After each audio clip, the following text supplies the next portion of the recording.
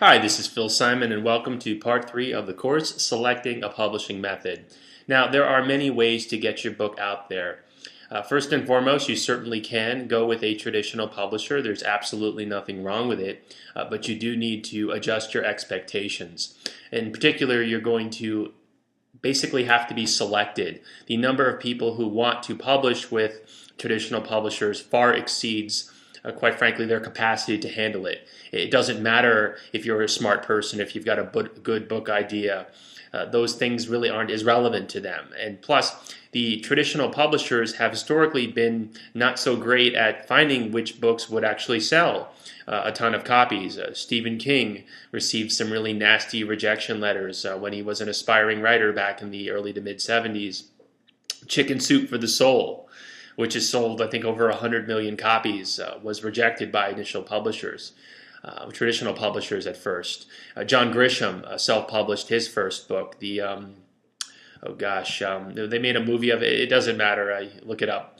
But the point is that they don't know what's going to be successful. Now, the beauty of self-publishing is that you retain all of the rights to your work. So, for example, for my last two books, The Age of the Platform and The New Small, I wrote them and they were written in English, but I've had a few international publishers contact me about rights to the book. Now, I don't have to go to my publisher to see if that's possible or what the terms would be. I can negotiate that myself, and I would love for that to happen, but I don't want to get off the subject here. So you retain all of the rights if you do it for yourself. So if you write for a publisher, then they control the price, they control the cover, the title, the timeline, everything. Nothing is in your control up to and including the actual content. So if you want to release an excerpt of the book on your own website, you actually can't. You'd be violating the contract. You would need to actually have the permission of the publisher to do that. So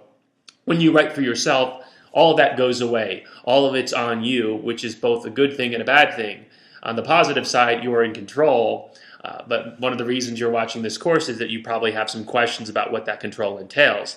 Now, if you opt to do it yourself, there are a couple of different things you can do. First, you can, like I did, start a publishing company. I literally started a separate LLC online. I started a website for motionpublishing.com.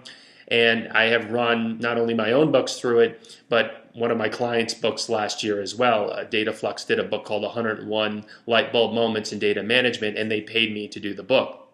So I have become a publisher, but that's because I know how the system works. I know that I can produce a high-quality text and get it out basically whenever I want. Now, for people who aren't willing to start a publishing company because they just want to do one book, you have other options, and there are services out there say Amazon. They've got something called CreateSpace. You literally can upload a file that can become a book, and that tends to cost a little bit less than some of the things that I'm talking about. But there are other sites like Lulu or AuthorHouse or many, many different sites. Now, I want you to be very careful here because you have to manage your expectations. Can you get a book out for, say, $2,000 with a cover, with some of the administrative stuff taken care of? You absolutely can, but one of the key points that I want to make to you over this course is that you get what you pay for.